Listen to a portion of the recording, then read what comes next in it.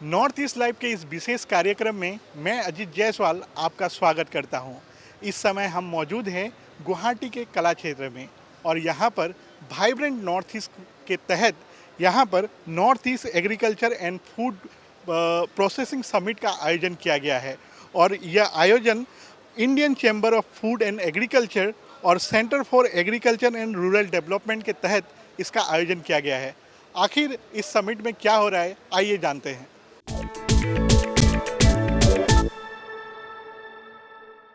I am Dr. M.J. Khan. I am Chairman Indian Chamber of Food and Agriculture. तो sir, आज जो यहाँ पर ये जो समिट हो रहा है इसका मुख्य उद्देश्य क्या है और कैसे देख रहे हैं इसे? देखिए, नॉर्थ ईस्ट में सभी लोग इस बात से सहमत हैं कि पोटेंशियल है, अपॉर्चुनिटी है और गवर्नमेंट का बड़ा कमिटमेंट है और अब तक जो रहा है वो गवर्नमेंट लेड डेवलपमेंट रहा है। लेकिन किसी भी दुनिया में, किसी भी देश का, किसी भी सेक्टर में जो डेवलपमेंट लॉन्ग टर्म होता है, जो सस्टेनेबल होता है, वो जब तक प्राइवेट सेक्टर एंटर नहीं करता है तब तक नहीं होता है। क्योंकि गवर्नमेंट लेड डेवलपमेंट जो होता है वो सेंट्रली डिसाइडेड होता है और बजट से रिलेटेड होता है। तो जो प्राइवेट सेक्टर आता है वो इनोवेशन लेड होता है, मार्केट अपॉर्चुनिटी से जुड़ा होता है और प्रॉफिटेबिलिटी के हिसाब से वो अपना फिर स्केल बढ़ाते हैं। उस प्रोसेस में सभी स्टेक होल्डर्स का फ़ायदा होता है। तो अब नॉर्थ ईस्ट में प्राइवेट सेक्टर का पार्टिसिपेशन डेवलपमेंट प्रोसेस में, एग्रीकल्चर ग्रोथ में, फार्मर्स के साथ मिलके और फूड प्रोसेसिंग में, लॉजिस्टिक्स में, इस सब में कैसे बढ़े। तो ये समिट है कि नॉर्थ ईस्ट का जो एग्रीकल्चर पोटेंशियल है उसको कैसे अंडरस्टैंड किया जाए बेहतर तरीके से, उसमें जो गैप्स हैं उन गैप्स के लिए क्या इंटरवेंशन हो सकता है और उन इंटरवेंशंस में गवर्नमेंट के अलावा बाकी स्टेक होल्डर्स की क्या भागीदारी हो सकती है और उन सब स्टेक होल्डर्स से गवर्नमेंट के साथ में क्या जॉइंट पार्टनरशिप हो सकती है। तो उन सब को देखते हुए ये समिट आयोजित किया गया है और इसमें मिनिस्ट्री ऑफ फूड प्रोसेसिंग ने मेनली स्पॉन्सर किया है इस समिट को, क्योंकि इंडिया में फूड प्रोसेसिंग का लेवल बहुत कम है और नॉर्थ ईस्ट में भी बहुत कम है और यहाँ की जो चैलेंजेस वो थोड़ा हट के हैं। तो कैसे माइक्रो लेवल प्लानिंग हो सके, उसमें एंटरप्रेन्योरशिप डेवलपमेंट की अपॉर्चुनिटी ज़्यादा है। फिर अभी गवर्नमेंट का एक एग्री इंफ्रा फंड बना है 1 लाख करोड़ का, तो उसको लिवरेज करके कैसे यहाँ पे agro and food processing projects आ सकते हैं। तो ओवरऑल में ये आइडिया था कि एंटरप्रेन्योरशिप डेवलपमेंट कैसे करें, गवर्नमेंट की स्कीम्स को कैसे लिवरेज करें, कैसे उसका फ़ायदा यहाँ के लोगों को होना चाहिए, कैसे FPOs को इंडस्ट्री के साथ जोड़ना है और फूड प्रोसेसिंग को बढ़ाना है और डेवलपमेंट की प्रोसेस में की स्टेक होल्डर्स की भागीदारी और उनके बीच आपस में एक प्लेटफॉर्म पे आके आगे इस प्रदेश को और इस रीजन को कैसे समृद्धि करना है एग्रो एंड फूड प्रोसेसिंग के पॉइंट ऑफ व्यू से, ताकि किसान की इनकम बढ़े। और एक बात कहें कि नॉर्थ ईस्ट में हम देखते हैं कि यहाँ पर ऑर्गेनिक खेती बहुत की जाती है, तो इससे कितना फ़ायदा पहुँच सकता है? मुझे लगता है कि नॉर्थ ईस्ट बड़ा आइडियली प्लेस्ड है, क्योंकि आसाम का जो राइस बेल्ट है उसको छोड़ दें या टी पे थोड़ा केमिकल का इस्तेमाल होता है, बाकी लार्जली पूरा रीजन जो है वो लो केमिकल्स से खेती होता है। तो जो ऑर्गेनिक बाय डिफ़ॉल्ट है, यानी जहाँ जो केमिकल नहीं पड़ता है, उसको organic by processes and certified organic करने की ज़रूरत है। तो 2004 में हमने एक इंटरनेशनल ऑर्गेनिक कांग्रेस किया था बारापानी में, तो उसकी बेसिस पे नॉर्थ ईस्ट ऑर्गेनिक प्रोग्राम बनाया गया था। तो उसमें कुछ बात आगे बढ़ी है, लेकिन उसको ज़्यादा सिंसियर तरीके से करने की ज़रूरत है। तो हो सकता है कि हम लोग फिर अक्टूबर, नवंबर या कुछ 6 महीने बाद यहाँ पे दोबारा 2004 में जो हुआ था उसको 2023 में या 24 में हम रिपीट करें, ताकि ऑर्गेनिक का जो ग्लोबल मार्केट $100 बिलियन से ऊपर चला गया है, उसमें हमारे देश की भागीदारी पूरे देश के, हिंदुस्तान को मिला के $1 बिलियन से कम है आज की तारीख में। लेकिन नॉर्थ ईस्ट की भागीदारी तो शायद $10 मिलियन भी नहीं होगी। आइडियली यहाँ चूँकि ऑर्गेनिक की स्ट्रेंथ है, नेचुरली ऑर्गेनिक है, तो नॉर्थ ईस्ट की भागीदारी ऑर्गेनिक प्रोडक्ट्स की मार्केट में कम से कम $100 मिलियन की हो, यानी 800 करोड़ की हो या 1000 करोड़ की, और उसके लिए इस पूरे जोन को north east as organic zone of the world, इस कंसेप्ट को इसको अगर प्रमोट करें, तब मुझे लगता है कि कोई भी बायर, चूँकि आजकल डिजिटल पेमेंट्स होते हैं, डिजिटल ऑर्डर्स प्लेस होते हैं, तो दुनिया में कहीं कोई बैठा है उसके माइंड में अगर ये बात स्ट्राइक कर गई कि ऑर्गेनिक का मतलब इंडिया का नॉर्थ ईस्ट जोन देखो, तो वो तुरंत ऑर्डर करेगा, तो एकदम से बिजनेस जो है एक्सपेंड कर जाएगी, एक्सप्लोर। तो उस कंसेप्ट को नॉर्थ ईस्ट को as organic zone of the world उसको डिक्लेयर करें। ये जो नॉर्थ ईस्ट एग्रो और फूड प्रोसेसिंग जो ये समिट का आयोजन किया गया है, इसका मेन ऑब्जेक्टिव क्या है? At the outset, I would like to thank the organizer, the CART, who has organized this event. It is a kind of annual event from them. And the basic objective of this event is just to bring on board all the policymakers, the entrepreneurs, the practitioners, and then the academia, so that like we all can interact and then we can develop some kind of a policy, some kind of some important issues that can be addressed for the agriculture and allied sector, especially with a reference to the Northeast. Sir, आज की जो summit में क्या किन किन मुद्दों पर चर्चा हुई? In fact, today the program has covered mostly on the agriculture and allied sector, which encompasses the area of infrastructures, the policy, and also the many other schemes that has been introduced by the government of India, its awareness, knowledge, and its facilities and its eligibility for availing these schemes by the different stakeholders. Sir, आप north east में कितना potential देखते हैं agriculture के इस जो business में? Okay, as far as this event is concerned, yes, this event has been organized based on the potentiality having in the Northeast in terms of agriculture and allied sector. Yes, this region has a huge potential for the agriculture and allied sector. However, there are challenges and also the opportunities which is not tapped adequately. So in terms of agriculture and allied sector, the northeastern region, we have a very varied agroclimatic zones which can be supportive for growing different horticulture, agriculture crops.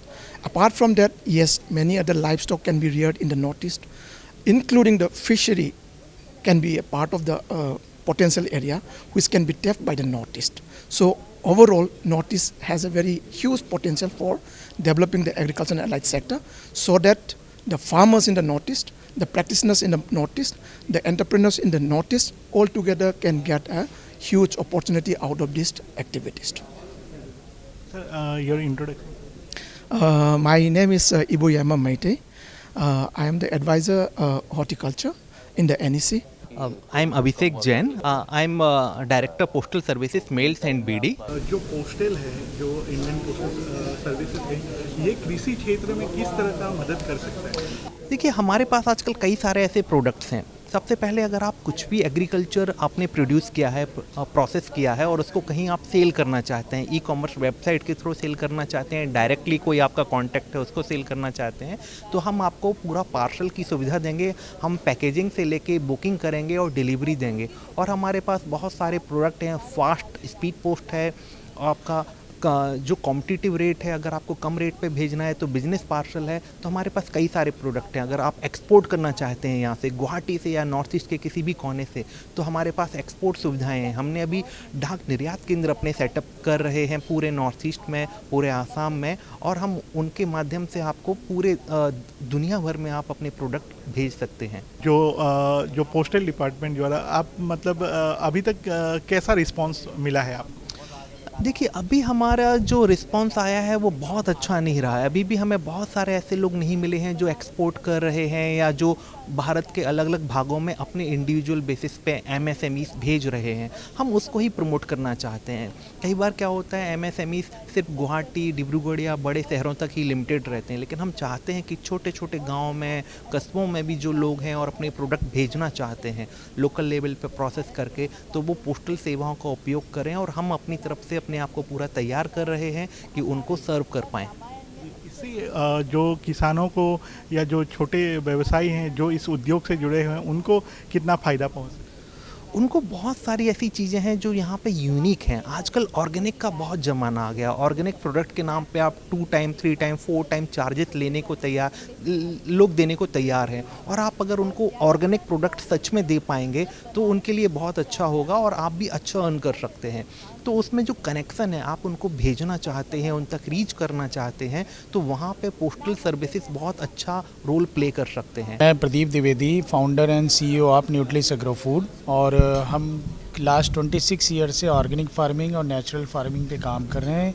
Approx 6 state में 40 से 45 हज़ार किसान हैं, जिनके साथ हम लोग cash crop का जो है कल्टीवेट कराते हैं किसानों को, और वैल्यू एडेड प्रोडक्ट में न्यूट्रिस एग्रो फूड के साथ जो है बना करके, और करीब 5 कंट्री और इंडिया में हम लोग जो है इसको सेल करते हैं।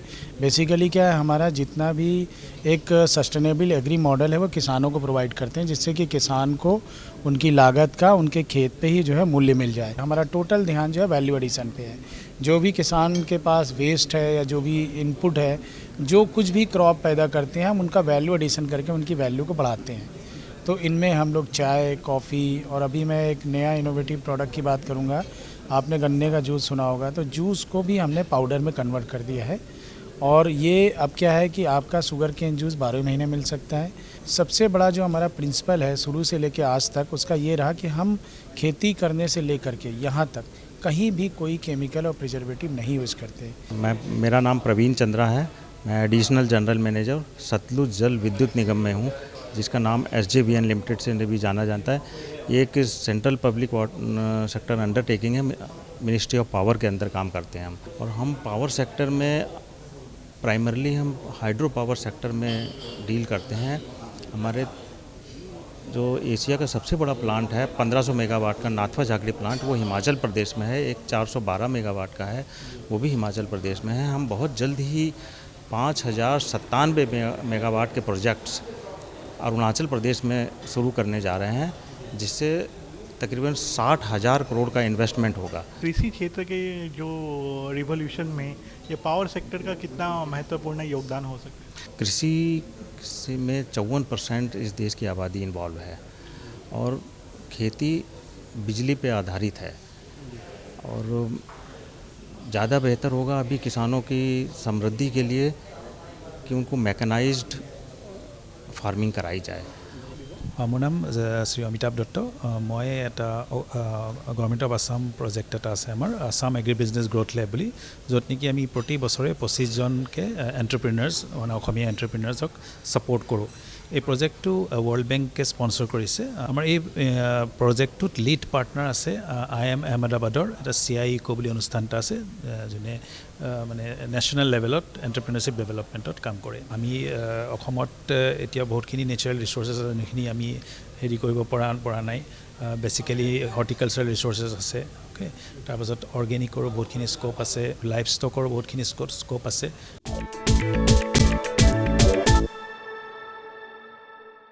नॉर्थ ईस्ट लाइव में वक्त हो चला है एक छोटे से ब्रेक का। देखते रहिए नॉर्थ ईस्ट लाइव।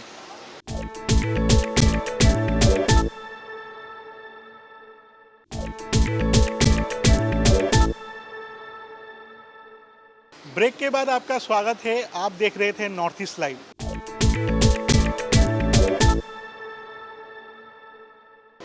इस समय हम मौजूद हैं north east agriculture and food processing summit के इस एग्जीबिशन में, और यहाँ पर हम पहुँचे हैं council of science and industrial research के जो स्टॉल है, यहाँ पर हम पहुँचे हैं। My name is Dr. Geet Govind from NBI Lucknow. CSIR has around 37 labs all over India. Out of that, 4 labs are present at this exhibition because we are working related to the agricultural products. So we are NBI from Lucknow, then we have Triple IM from Jammu, then we have ISBT from Palampur, and then we have NIS Jorhat. So we are right now developing some plant-based products because NBI is working specifically on plant. So we try to have some value-added production from the plant. Like we have the BGR34, which is an anti-diabetic tablet. So again, we also have right now the latest addition was the Mark Euro 5. Yes. This is a removal of the kidney stone. जितने भी product हैं ये आपके research centre द्वारा ही develop किए गए हैं? Yes. Actually, we only develop the technology, but we do not sell them. After developing a technology, then we transfer it to a industry or company. Like this, you are speaking about the herbal lip balm. this technology has been sold to Himalaya. North east में कैसा potential देखते हैं यहाँ के जो product हैं? Of course, I'm also from Northeast. I belong to a state of Manipur, and I know that we have a lot of potential. So right now we have a collaborative project like right now in the Meghalaya. They have one of the best curcumin. मैं रजनी गुप्ता हूँ, joint general manager airports authority of India से। इसका main मकसद है हमने connectivity को show किया है कि नॉर्थ ईस्ट में कितनी कनेक्टिविटी इंक्रीज़ हो गई है। इस वक्त हमारे 17 एयरपोर्ट ऑपरेशनल हैं जो कि ऑल ओवर पैन इंडिया से और काफ़ी जगह से छोटी छोटी रिमोट एरिया में भी हमारी अब कनेक्टिविटी शुरू हो गई है। अभी हमारा कार्गो भी अभी अगरतला में भी एक बहुत बड़ा हमारा कार्गो हब बना है जहाँ पे बहुत अच्छी तरह से हम आगे सामान जो भी हैं वो हम एक्सपोर्ट इंपोर्ट कर सकते हैं।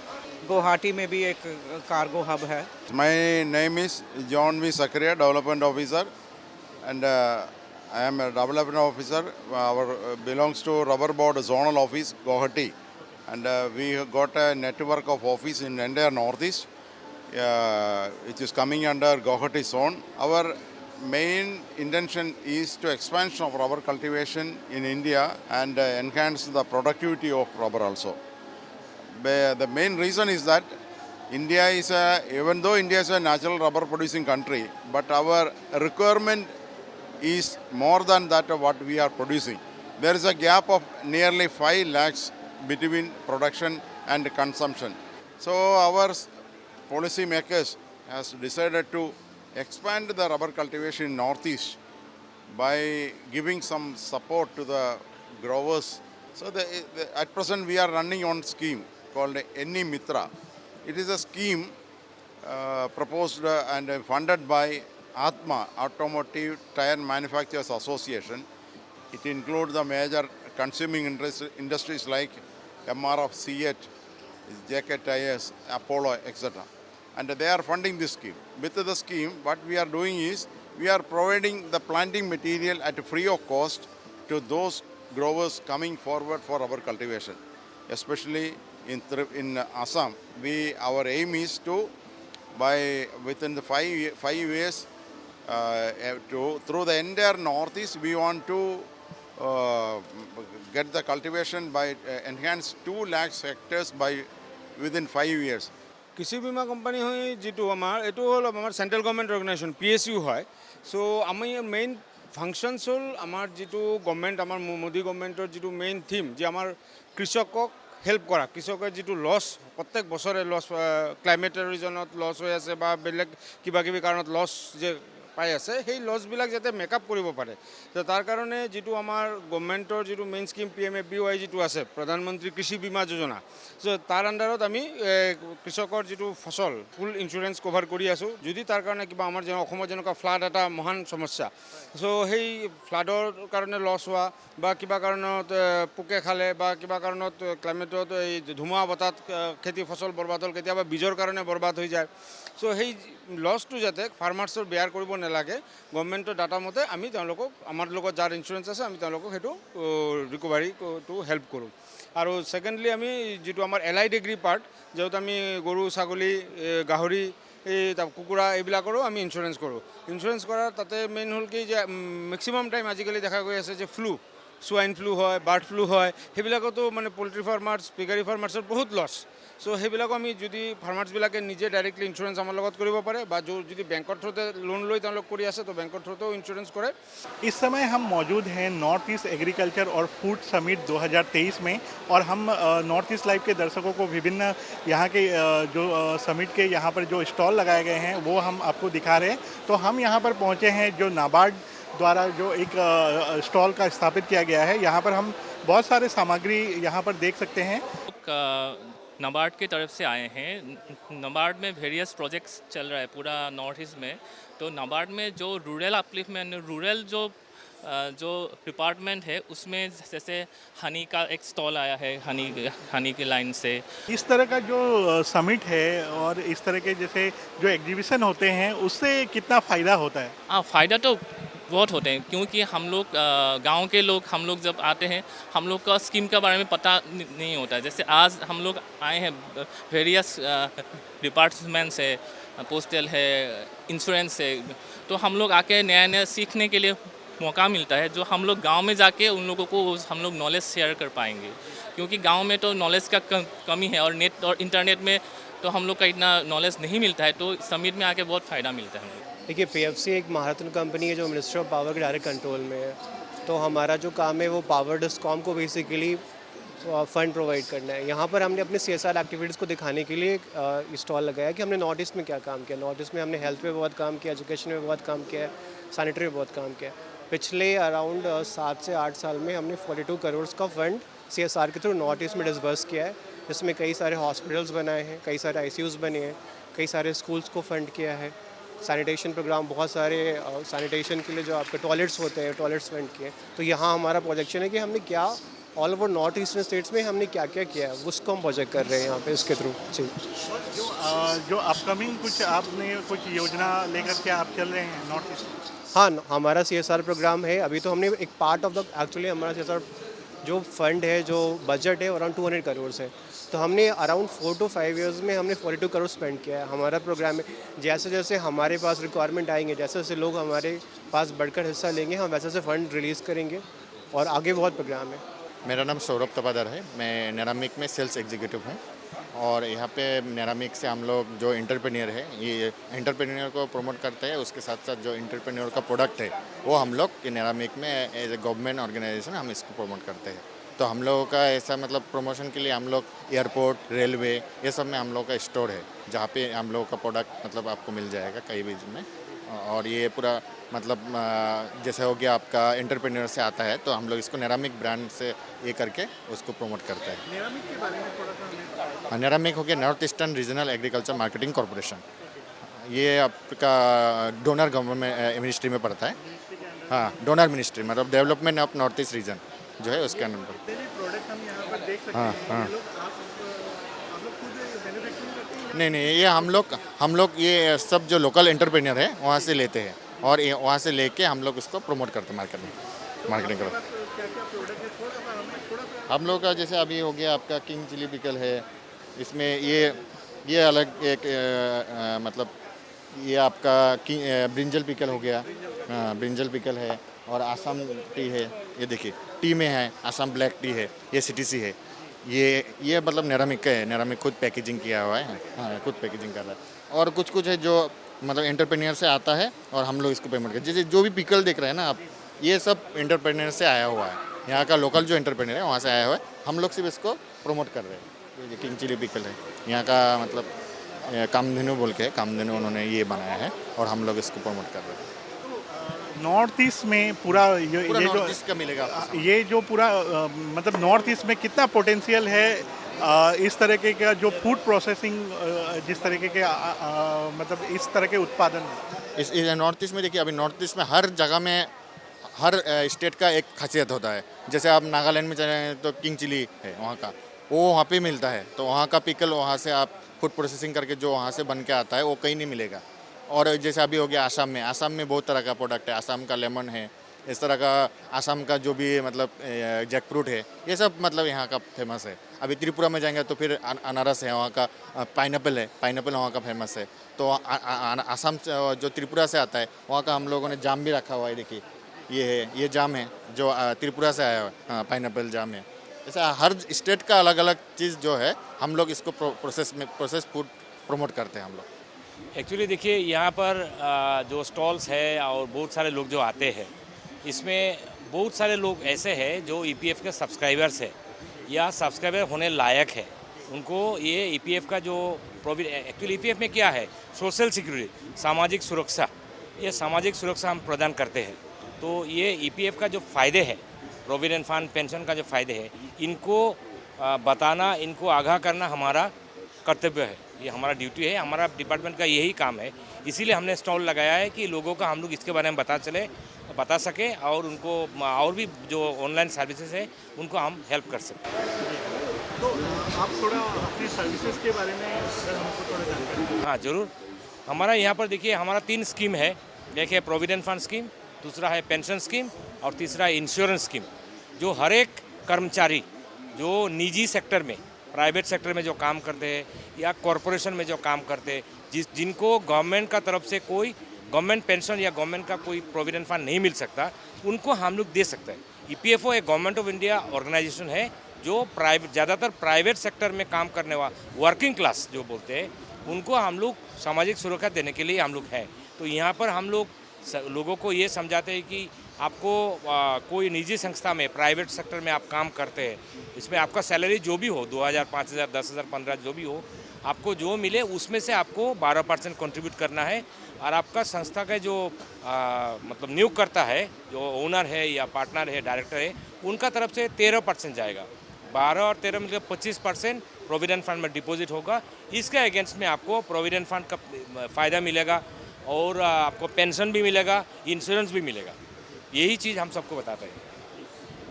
और ये हमारा ऑफिस है भांगागढ़ में, और हमारा नॉर्थ ईस्ट में बहुत जगह में ऑफिस है। ऑल ओवर इंडिया हमारा 130 ऑफिसेस है। वहाँ भी आप लोग आके मतलब लोगों को हम लोग बताते हैं कि जो भी है आपको वहाँ पर हमारा जितना सर्विसेज है मोस्टली ऑनलाइन सर्विसेज है।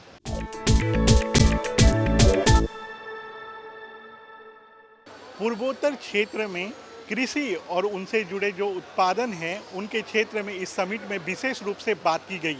कैमरा पर्सन देवजीत बोरो के साथ मैं Ajit Jaiswal, north east live के लिए।